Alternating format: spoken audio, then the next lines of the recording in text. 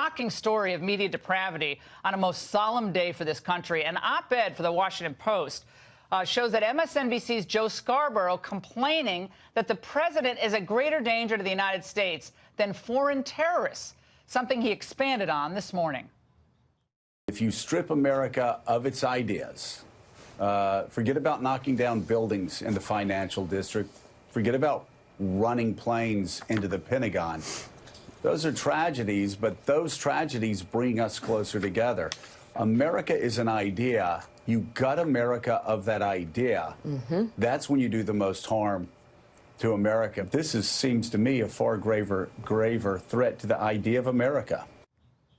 Here to respond is New York Fire Department's commissioner during 9/11, Thomas Von Essen. Tom, first of all, it's a solemn day for all of the firefighters in New York and across this country, police, first responders, all the victims and their families. Thank you for your service to New York all those years, and especially on 9/11.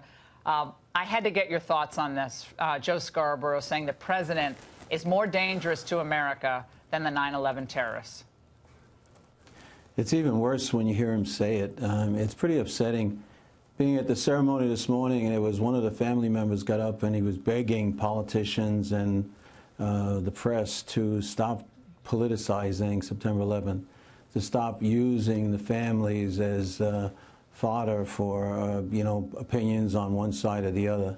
These are folks that mostly, all of them actually, innocent people on airplanes or in buildings, or firefighters, police officers, and emergency first responders who just tried to go in and make a difference and help people and get them out of harm's way. I've known at least, I would say, between 5 to 10 of the firefighters, good friends of mine, whose kids grew up and went to military academies, all with the idea of going in the military and serving the country, serving to honor their fathers. And most of those fathers were really special guys, the best of the best we had. And we had some really great people.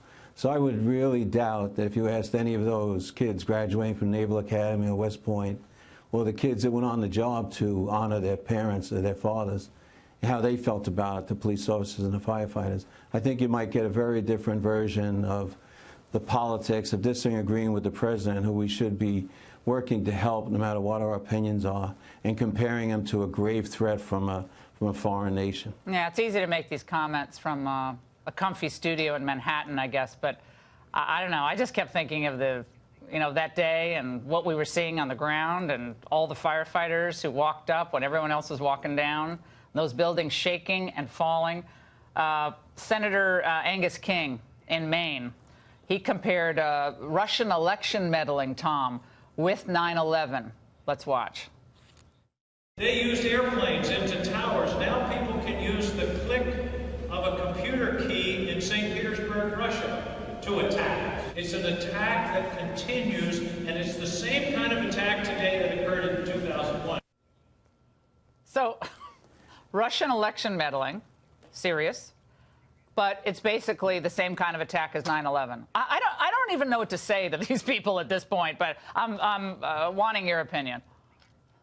No, I mean, there is no comparison, and I don't know how reasonable people, if they were just thinking about the folks that were involved, the firefighters involved, the civilians involved, people who worked at Wall Street, people whose wives went to work that day, people whose sons and daughters went to work, and we were lost because of some evil, sick people that decided to hurt a country that they hated so much, a civilization that they hated so much, a way of life that they hated so much. And if these politicians would do their job that they swore to do, we wouldn't have half of these issues that we have. I don't know how they take paychecks and go home every night. I don't understand how somebody takes an oath and then just doesn't do their job. That doesn't happen with firefighters and police officers and soldiers. If you don't do your job as a soldier, you pay a price. With these politicians, they're not doing their job. They haven't done their job as far as immigration or any of these issues for 20, 25 years. So I'm not really too hopeful on them doing it now. And, Tom, I just can't believe we're still debating whether the country needs to have a secure border all these years. And I'm not just talking about Trump, Obama, Bush.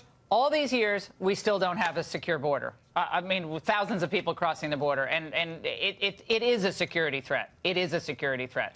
Tom, thank you so much. It's great to see you tonight, and our prayers are always with New York, Shanksville, and Washington, D.C. Thank you so much.